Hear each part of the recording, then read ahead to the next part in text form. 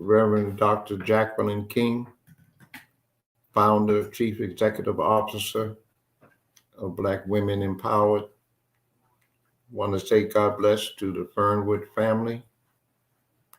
We're broadcasting from Fernwood Community Outreach Church, 10057 South Wallace Street, Chicago, Illinois. We are pleased that this is a double Sunday, Juneteenth. It is Father's Day. To all of the fathers, from Brother Rice, who's one of the main fathers in our church, to all of you who have fathers, because we got here because of the miracle of birth. I want to say God bless to all of you. This is yours truly, Reverend Dr. Albert Richard Sampson. And I want to take a moment and say thank you to P.J. Willis. He doesn't know it, but he's he calls me Dad. And I want to give him a gift entitled The Three Mothers. It's a book that the mothers of Martin Luther King Jr., Malcolm X, and James Baldwin, how they shaped the nation. And the good thing I appreciate about PJ is not only is he our broadcast brother, son, but he also is taking care of his aged mother. And after having 9 children of his own as a father, and what he has meant to me by calling me Dad, I present this gift to P.J. Willis entitled The Three Mothers. If you haven't got the book, please get it from a particular sister named Anna Malika Tubbs. I also want to dedicate this day to the man that made it possible for me to become his assistant director of the Southern Christian Leadership Conference, Reverend C.T. Vivian, his beloved wife, Octavia Vivian, and the genius of that family is that C.T. wrote a book that I'm in entitled It's Into Action. And in the book that they sent me, it says, Al, C.T. loved you, the Vivian family. I am so appreciative of being able to have him call me his son, and he made it possible for me to be who I am today. And so I want to dedicate this program, being the only disciple of Martin Luther King that was ordained by him, the only disciple of the Southern Christian Leadership Conference that received a Martin Luther King watch from his wife, Coretta Scott King, who has me in both of her books. Before we go further, I would like to bring the God of our ancestors into this particular moment. Let us pray. Good morning, God. Thank you for the beauty of this day. Thank you for waking us up, clothed in our rightful mind. Thank you for our people all over the world that's celebrating Father's Day with their families all over the world. Thank you for also making the national holiday of Juneteenth, where out of Galveston, Texas, a group of people who did not know ended up receiving the words that the Emancipation Proclamation is a reality. God, speak to me now that I might speak to them. Let the words of my mouth, the meditations of my heart be acceptable in our sight. In the name of the God of our ancestors, we pray. Amen. We want to say God bless to Reverend Dr. Jacqueline King, founder, chief executive officer of Black Women's Empowered Organization, a worldwide organization that listens to the heartbeats of people, not based on the color of their skin, but based on the content of their character. Because this is a sacred day for our people who are scattered all over the world, we give deep-seated prayer to Queen Mother Blakely, one of our co-pastors of this church, Fernwood Community Outreach Church, 10057 South Wallace. I want to be able to let us remember that because this is our day nationally, I want people who have flags to remember that this is our flag as Africans in America, given to us by the Honorable Marcus Mosiah Garvey. And he had a beautiful wife named Amy Jacques Garvey. And this is what she wrote. Thank God for the sister. This flag of mine, regardless of what is told of it, here's to this flag of mine, the red, black, and green, hopes in its future bright, Africa has seen. Here's to the red of it, great nations shall know of it, in time to come, red blood shall flow of it, historians shall write of it, great flag of mine. Here's to the black of it, 400 millions back of it, whose destiny depends on it, the red, black, and green of it, O flag of mine. Here's to the green of it, young men shall dream of it, face shot in shells of it, waving so high. Here's to the whole of it, colors grout and pole of it, pleased is my soul with it, regardless of what is told of it. Thank God for giving it, great flag of mine. We dedicate also this particular moment in time for all of the children that will end up, because of God's creativity, because of God being God all by himself, we end up in life growing like trees grow, like flowers grow.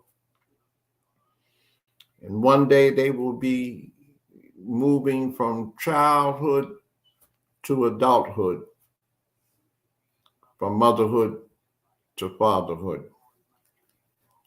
So I dedicate, with the pathology of people trying to create legislation on the whole issue of destroying the movement of Planned Parenthood. Martin Luther King received a certificate because he said that a woman ought to have the right to choose. And so today, in the spirit of the man that made it possible for me to get ordained in the ministry, I dedicate this poem from a beloved sister that I have, her sacred words, Sister Johnson. I am the child. All the world waits for my coming. All the earth watches to see what I will become. Civilization hangs in the balance for what I am. The world of tomorrow will be. I am the child. I have come into your world about which I know nothing. How I came, I know not. Why I came, I know not. I am curious. I am interested. I am the child. You hold in your hand my destiny. You determine largely whether I succeed or fail. Give me, I pray you, those things that make for happiness. Train me, I beg you, that I may be a blessing to the world. Thank you, Mildred Johnson, for your words of wisdom. And thank you for giving me the opportunity to receive your words of wisdom. Let us go into the scriptures.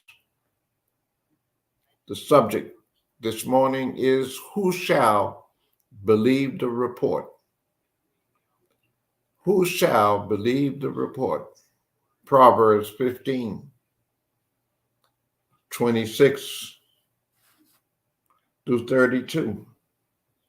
A soft answer. Here it is. The thoughts of the wicked are an abomination to the Lord, but the words of the pure are pleasant words. He that is greedy of gain troubleth his own house, but he that hateth gifts shall live. The heart of the righteous studieth to answer, but the mouth of the wicked poureth out evil things. The Lord is far from the wicked, but he heareth the prayer of the righteous. The light of the eyes rejoiceth the heart, and a good report maketh the bones fat. The ear that heareth the reproof of life abideth among the wise. He that refuseth instruction despises his own soul, but he that heareth reproofs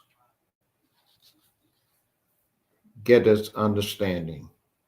The fear of the Lord is the instruction of wisdom, and before honor is humility. Isaiah 53:1-12.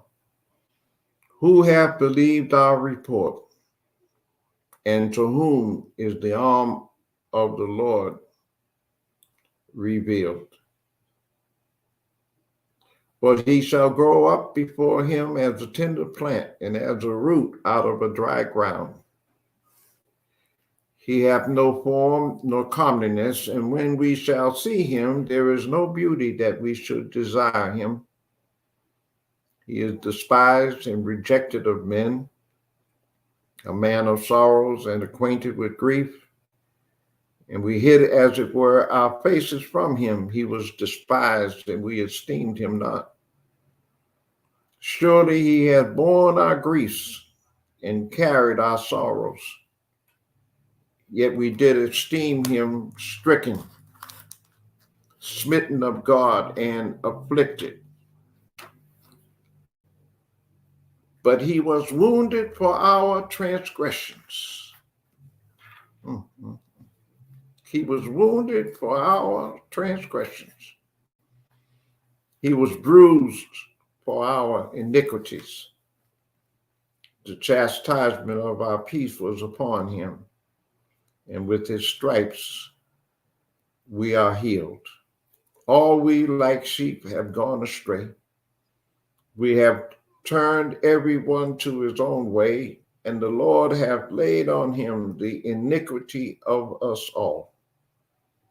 He was oppressed, and he was afflicted, yet he opened not his mouth. He is brought as a lamb to the slaughter. And as a sheep before her shearers is dumb, as he openeth not his mouth. He was taken from prison and from judgment. And who shall declare, listen to this, who shall declare his generation? For he was cut off out of the land of the living. He was cut off, listen, he was cut off of the land, out of the land of the living. For the transgressions of my people was he stricken. And he made his grave with the wicked and with the rich in his death, because he had done no violence, neither was any deceit in his mouth.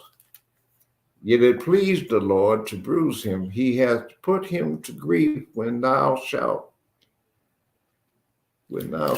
make his soul an offering for sin, he shall see his seed, he shall prolong his days, and the pleasure of the Lord shall prosper in his hand.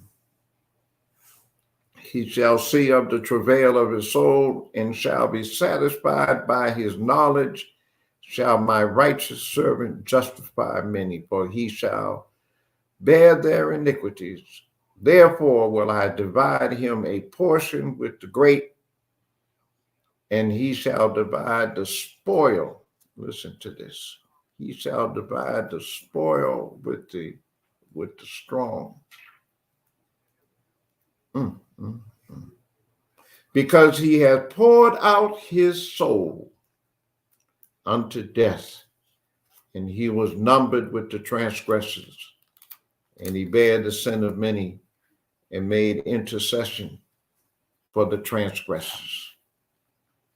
And then last but not least, turn to Psalm 78, 1-7. Give ear, O my people, to my law. Incline your ears to the words of my mouth. I will open my mouth in the parable. I will utter dark sayings of old, which we have heard and known, and our fathers have told us. We will not hide them from their children, showing to the generations to come the praises of the Lord and his strength and his wonderful works that he hath done. For he established a testimony in Jacob, appointed a law in Israel, which he commanded our fathers, that they should make them known to their children, that the generation to come might know them, even the children which should be born, who should arise and declare them to their children, that they might set their hope, listen to this, that they might set their hope in God, and not forget the works of God, but keep his commandments. I'm repeating again that the subject is, who shall believe the report? We're getting an opportunity to celebrate a double holiday. Father's Day on one side and Emancipation Day on the other. The story is that the general came into Galveston, Texas, and for years, without any federal legislation, our people took the moral authority to know that there were a group of people in Galveston, Texas, who did not know that the Emancipation Proclamation on one side became law, but on the other side, because of the media not being grown enough and because of the pathology of racism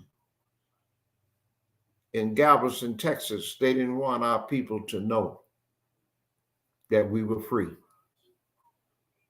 Other parts of America understood it. But there was a group of people in a little place called Galveston, Texas, that did not know that we were free. And when they found out on June 19th, some argue it was June 19th, 1863. Some other folks say it was June 19th, 1865.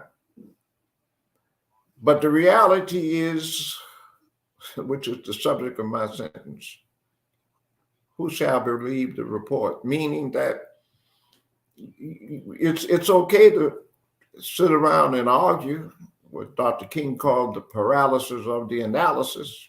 That's okay. Because even after 1863, even after 1865, white people in America holding the pathology of slavery in the culture ended up saying a real simple statement that you can stay here and work under servitude, under the pathology of slavery, work from sun up to sundown, or you can leave.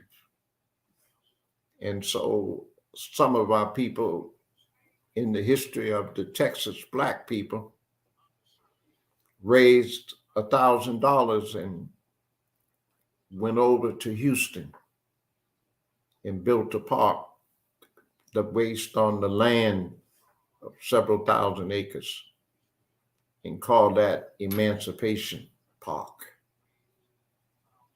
And what I'm trying to get our people to hear today is that we got the reality of the tension between in the year 2022, we're still grappling with the foot of repression, oppression, servitude, segregation, tearing down of our schools, and now saying that our young people don't have to know about the history of our people. I'm talking about what happened in 1863, 1865. We're still trapped in a country deep inside the pathology of racism. We're still trapped where a man has to be a quarterback and take a knee because of the anthem of our ancestors, and they haven't hired him back yet. I'm only trying to point out that I want everybody to do what they're doing. Celebrate. We've been celebrating all our lives as Africans in America. Africans all over the world. Wherever we are, we celebrate Juneteenth. Wherever we are, we're celebrating Father's Day. There's a brother named Claude McKay who said it another way. In the U.S. Red Summer of 1919, just after the end of World War I, when soldiers returned to the USA feeling perhaps the thrill of a battle, deemed in certain corners victorious despite the over 16 million military and civilian deaths that were a direct result of the war's battles. That summer marked the midway point of the deadly influenza pandemic. We coming out of our pandemic, hopefully. But this came in 1918, 1920, the end of World War I, which led to the deaths of possibly as many as 100 million people worldwide. Red Summer marked a particular period in U.S. life history. A mere 54 years after the end of the U.S. bloody Civil War, the summer made clear to the rights of citizenship and honor by Black citizens were, and to some extent still are, met with racist, anti-Black violence. The vision of Black persons demanding their personhood be respected in the context of several Black soldiers as they attempted to settle into life after war, also continued struggles for freedom at home. In response to the soldiers' honorable, uninformed service and return over the course of 1919, there were more than 25 white supremacist attacks on Black citizenry in major cities like Houston, Chicago, D.C., East St. Louis, and in many minor cities throughout the nation. Does that sound familiar with what happened in Washington, D.C., with the committee headed up by our beloved brother, Benny Thompson from South Carolina, who had to tell the story about how his family struggled after this idea of certain moments on the calendar. They gave the guise of freedom. And at the same time, they were segregating because of, listen to the words, 25 white supremacist attacks on Black citizenry. From Buffalo in the year 2022, all the way down to Texas. Here we go again. And in 1889 to 1948, there was a Black man named Claude McKay who wrote the poem, "If We Must Die, Let It Not Be Like Hogs, Hunted and Pinned in an Inglorious Spot, while round us bark the mad and hungry dogs, making their mark at our accursed lot. If we must die, oh, let us nobly die, so that our precious blood may not be shed in vain. Then even the monsters we defy shall be constrained to honor us, though dead. O kinsmen, we must meet the common foe, though far outnumbered. Let us show us brave, and for their 1,000 blows deal one death blow. What though before us lies the open grave? Like men we'll face the murderous, cowardly pack, pressed to the wall, dying but fighting back." What's your point, preacher? That even though laws get to a point where we take the position of we're emancipated, we also have a deep-seated danger of knowing that there are people who still don't want us to be free. They create blocks, challenges, rejection, and no exceptions. Now, Claude McKay wrote this poem in his lifetime from 1889 to 1948. And there was another man named Rudyard Kipling, 1865 to 1936. This is what he wrote. If you can keep your head when all about you are losing theirs and blaming it on you, if you can trust yourself when all men doubt you, but make allowance for their doubting too, if you can wait and not be tired by waiting or being lied about, don't deal in lies, or being hated, don't give way to hating. and yet don't look too good nor talk too wise, if you can dream and not make dreams your master, if you can think and not make thoughts your aim, if you can meet with triumph and disaster and treat those two impostors just the same, if you can bear to hear the truth you've spoken, twisted by knaves to make a trap for fools, or watch the things you gave your life to broken and stoop and build them up with worn out tools, if you can make one heap of all your winnings and risk it on one turn of pitch and toss and lose and start again at your beginning and never breathe a word about your loss, if you can force your heart and nerve and sinew to serve your turn long after they are gone, and so hold on when there is nothing in you except the will which says to them, hold on. If you can talk with crowds and keep your virtue, walk with kings nor lose the common touch, if neither foes nor loving friends can hurt you, if all men count with you but none too much, if you can fill the unforgiving minute with 60 seconds worth of distance run, yours is the earth and everything that's in it, and which is more, you'll be a man, my son. There's so many people who have had to grapple with racism on different levels.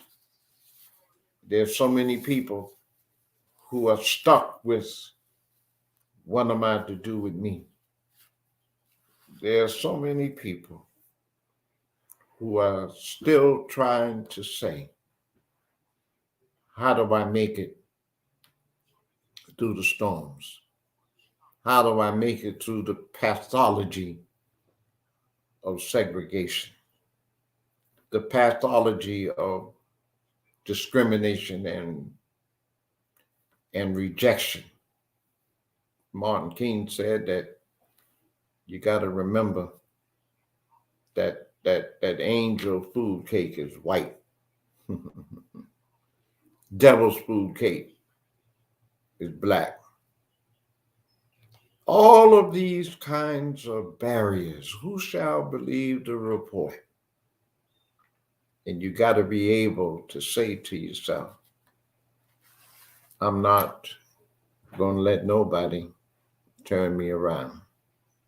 Dr. King said, go deep down inside of your own spirit. Go down inside of your own reality. Have a meeting with your mind, your body, your soul, your heart, the spirit of our ancestors, and write your own Declaration of Independence. Write your own Bill of Rights. And then remember to teach our young people. We got to be able to show our young people that there's some books they're saying we can't let our people know nothing about no reading. Don't let them have no books. Let's take out the history of Africans in America. Let's destroy their opportunity to get access to. They're moving into school systems. Don't you remember they used to have trade schools? Washburn Trade School in Chicago. Don't you remember? They used to have culinary schools. Don't you remember? They used to have sewing machines in the Black community where they taught you how to make clothes. And what if there's a war going on? That's why I'm doing this sermon, because I want you to believe the report. On one hand, the system gives you something. On the other hand, there's another force that takes away what they try to give you. Don't you remember the housing program? That's why I'm in Chicago, because I came here with Dr. King. And there was a way where you only could go as far as 63rd Street. You couldn't go to Gage Park. We had to desegregate this state, with Chicago being the heartbeat. What's your point, preacher? I want our young people. I was happy to hear today where young people are reading to other young people and giving them books so that they can know the history and the legacy of our people. And that's what I want to do as I close out. I want to give you my books that made a difference in my life because it's important. My professor in school at Shaw used to say to me, Reverend Sampson, you got to read. And I didn't understand it until I obeyed him and didn't rebel against him. They put us in jail and don't read to us, don't tell us about our history and our legacy. So let me give you some books. They came before Columbus. Ivan Van Sertra, Black Skin, White Mask, Wretched of the Earth by Franz Fanon, The Souls of Black Folk, W.E.B. Du Bois, Martin King's books, Why We Can't Wait, Where Do We Go From Here, Chaos or Community, Psychology, Religion, and Healing by Leslie D. Weatherhead, Rules for Radicals, Saul Alinsky, Negro Slave Songs in the United States, Miles Mark Fisher. He was one of my professors at Shaw University in Raleigh, North Carolina. Pastored the church called White Rock Baptist Church in Durham. The Negro's God by Benjamin Bays, the man who was the president of Morehouse College, which gave birth to Martin Luther King and other great leaders in the history of our people. Troubling Biblical Waters with Kane Hope Felder. Echo in My Soul, Septima P. Clark, who gave us an opportunity with Dr. King to create a citizenship education program. The value of the citizenship education program was that she brought Fannie Lou Hamer to the classes, taught Fannie Lou Hamer how to read, how to write, how to open up a bank account, how to create a political organization. Fannie Lou Hamer came to Chicago, Illinois, with the Mississippi Freedom Democratic Party.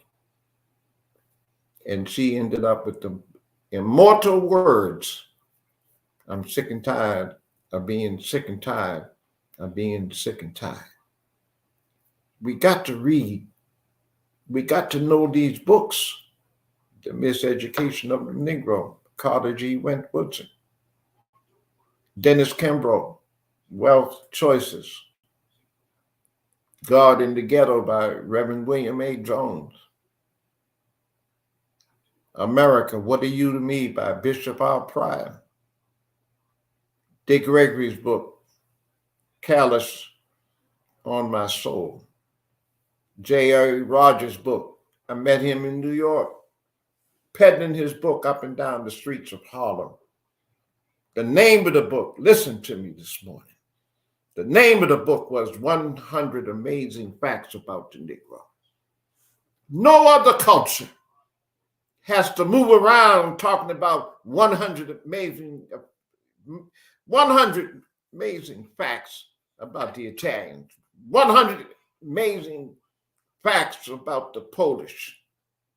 But Black folk had to codify their history in a world that said we're Richard Wright's the outsider, we're Ralph Allison's, nobody knows our name, we French Fanon's Wretched of the Earth. But this man, J.A. Rogers, was selling the books after he had to publish the books. 100 Amazing Facts About the Negro. Rise of the Phoenix, Lucini Perkins, and I'm in the book, page 298, about the freedom movement in Chicago. I got another book that I'm in, The Heart of Atlanta, 5 Black Pastors and the Supreme Court, where in Georgia, right to this day, the book basically is saying that Lester Maddox in Pickwick Restaurant in the Atlanta Hotel, and a Black woman, God bless the sisters, named Constance Baker Motley, attorney Constance Baker Motley, with the NAACP Legal Defense Fund, ended up with the reality that the restaurant and the hotel in Atlanta in the 60s, when I was there, they would not let Black folk. The man's name is Governor Lester Maddox. And thank God for Stacey Abrams running for governor. Wanted to make it. Val Demings running for Congress. And they ended up taking her and trying to gerrymander her out of her district to shut down the Black vote. I'm trying to say that we can repeat, who's going to believe the report? Well, on one side they say we're free, and then on the other side they say we're not over here. On one side they say you can get some intelligence, but you can't get it over here, and so we ended up creating 18 to 20 different land grant colleges, call them HBCUs, so that we can learn and we can preserve our history and our legacy. Don't forget to get the book by Nicola Hannah-Jones, 1619 Project, that was written up in the New York Times. And they said, no, that's just got too much sense. She's documenting too much information in Black school teachers. Hear me today. Black churches, hear me today. The genius of Martin King was that he had the church open 7 days a week all over Alabama in our movement. I want Black churches to open up 7 days a week. I want Black school teachers. You're retired, I want you to come out of retirement. Retirement means you're tired and you'll read. Read what? Waiting on Death. Resurrect yourself. That's the read. Resurrect yourself. Open up the churches. Bring in the books of our ancestors. Teach our people. That's why I'm one of the biblical scholars for the original African Heritage Bible. We got enough information now that Moses was not Charleston Heston. Elizabeth Taylor wasn't the Queen of Sheba. Jesus wasn't born in Europe with blonde hair and blue eyes. He was born in the little town of Bethlehem, up the street from Ethiopia, around the corner from Egypt. Everybody has a history. Everybody has a legacy. And we can't let nobody rob our history, our legacy. We can't let people shut down who we are. The plot to destroy democracy. The plot to destroy democracy. Malcolm Nance, I pray for you, brother, because you have an international mind. And our people ought to read your books because of who you are.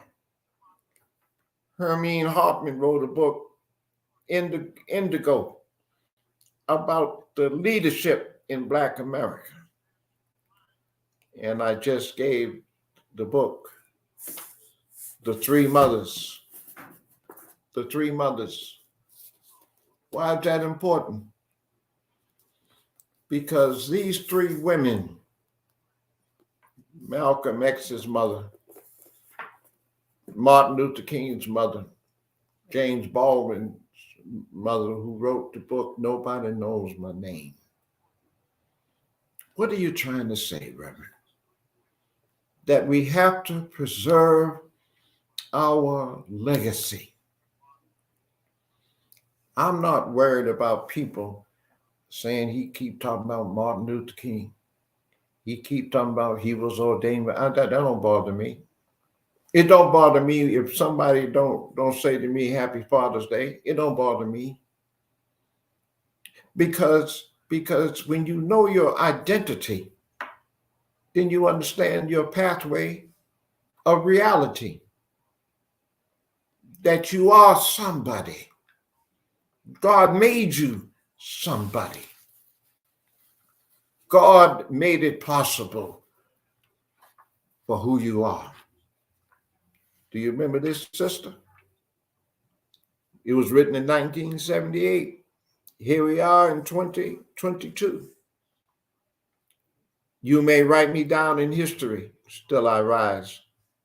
With your bitter, twisted lies, you may trod me in the very dirt, but still like dust I'll rise. Does my sassiness upset you? Why are you beset with gloom? Because I walk like I've got oil wells pumping in my living room.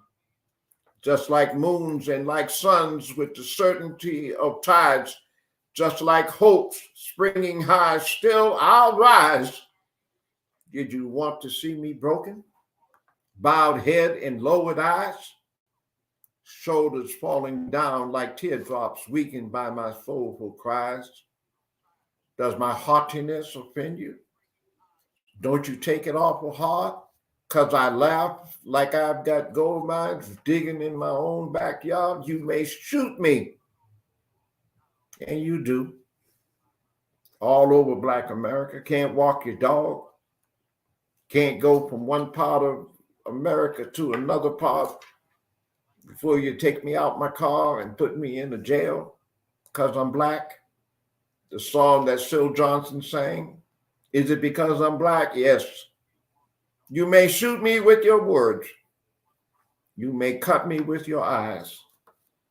You may kill me with your hatefulness, but still like air, I'll rise. Don't you know the other day, man walked into a place and shot up, and he said he did it for white people. Trying to destroy some Black people for white people. Does my sexiness upset you? Does it come as a surprise?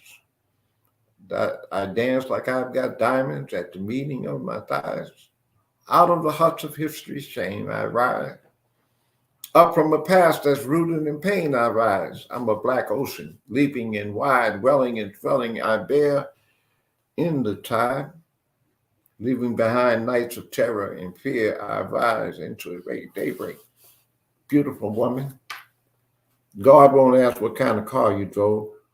He'll ask how many people you drove who didn't have transportation.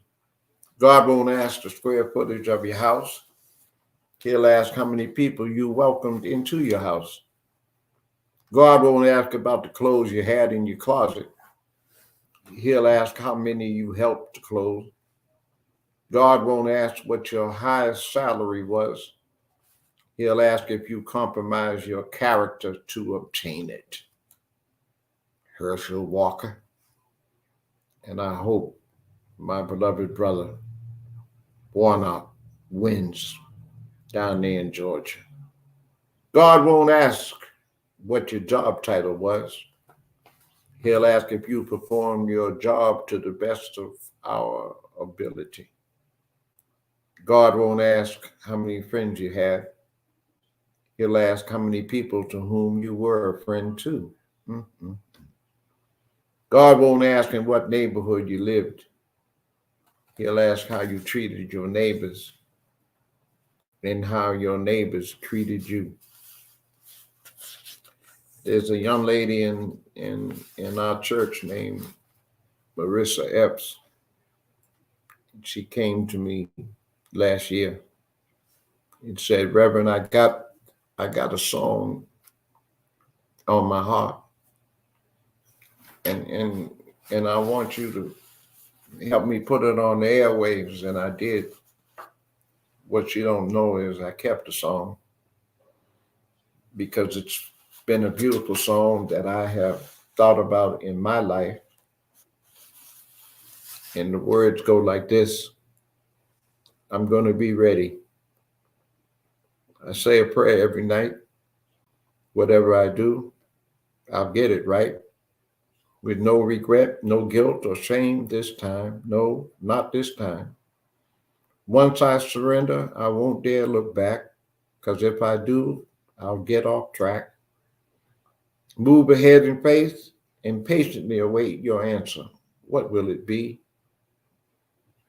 Marissa F. says, sight beyond what I see. You know what's best for me. Prepare my mind, prepare my heart for whatever comes. I'm going to be ready. Strengthened to pass any test, because she's in college at Chicago State on the graduate program. I feel like I'm so blessed. With you in control, I can't go wrong, because I always know I'm going to be ready. I was free to do what I wanted to do. Lost everything, but I still had you. You showed me your grace. Now my life's renewed, and I thank you. Yes, I thank you. So I'll tell anyone who listens, I'll testify about how good you were to me, God, when so-called friends passed me by. The fact you would show somebody so broken down so much mercy. Sight beyond what I see, beyond what I see. You know what's best. I know you know what's best for me. So God, prepare my mind, and prepare my heart for whatever comes, I'm going to be ready. Strength to pass any test. Give me the strength to pass any test. I feel like I'm so blessed. I know that I'm blessed. With you in control, you're in control, Lord. Can't go wrong. No, because I always know, because I know that I'm going to be ready. So use me as you will. I'll pay the price, because you made the ultimate sacrifice. It's because of you that I even have life, and I'll give my love as a tribute to how great you are. Sight beyond what I see. Beyond what I see, you know what's best. I know you know what's best for me. Prepare my mind, prepare my heart, prepare my mind for whatever comes. I'm going to be ready. I'm going to be ready. Strength to pass any test. I want to pass this test. I feel like I know that I am. I know that I am. I know that I'm so blessed with you in control of my life, Lord. I can't go wrong. No, because I always know, and I know it. I'm going to be ready. I'm going to be ready this time. I'm going to be ready every time. Time is neutral. You either use it constructively or you use it destructively. But you got to be able to say, I'm going to be ready this time. I'm going to be ready because you live deep inside of me. I'm going to be ready, and I know it's in your will for me to be ready. Yay, yay. I'm going to be ready. And what I'm trying to get us to hear, what I want us to understand, what I want us to believe, and never turn back, because there's something about us that is making people disturbed about us, and we got the capacity to do what the Spirit say do, And if the Spirit say, move, oh Lord, we're going to move when the Spirit says move. And so let me say it again. I am the child, because I want you to pass this on. We got a double holiday on one day. But remember, there's a generation on its way up the ladder. It's a generation on its way up coming to take our place, to take our homes, to take our library full of books, to take our songs of our ancestors, not calling women out of their name, not getting high off of a dead plant with no growth of our own spirit. I am the child. All the world waits for my coming. All the earth watches to see what I will become. Civilization hangs in the balance for what I am. The world of tomorrow will be. I am the child. I have come into your world about which I know nothing. How I came, I know not. Why I came, I know not. Where I came, sometimes children are born in a homeless situation. Sometimes they're born in an automobile. Sometimes they're born in strange circumstances. He said, I've come into your world about which I know nothing. I don't know how I came, but I am the child. You hold in your hand my destiny. You determine largely whether I succeed or fail. Preachers, open up the churches 7 days a week.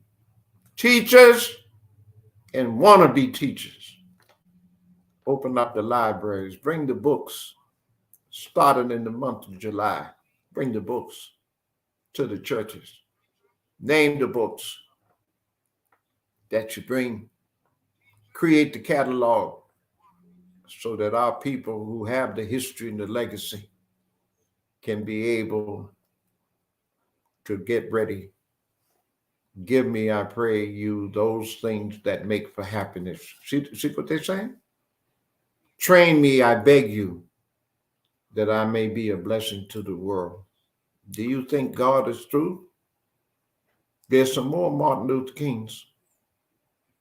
There's some more Fannie Lou Hamers. There's some more George Washington Carvers locked up in some sister's womb. And I want us to remember. Just say to the child, I am the child. All the world waits for my coming. Yes, it's good to do all that you're going to do this week and on this day and tomorrow. And it's great to have all the food that you're going to eat. But remember, who's going to believe the report when you get through? Did you leave a footprint? Did you leave a way that people know and the children know that we didn't fail them? Look. Cheney State University established 1837. Lincoln University, 1854. Clark, Atlanta, 1865. Virginia Union, 1865. Well, what's your point, preacher? My point is real simple. I close with you knowing that several hundred years ago, they created these schools for the liberation of our people. They created the church for the liberation of our people. Fill them up. Fill up the churches. Fill up the schools. Get the poems of our ancestors. Get the songs of our ancestors.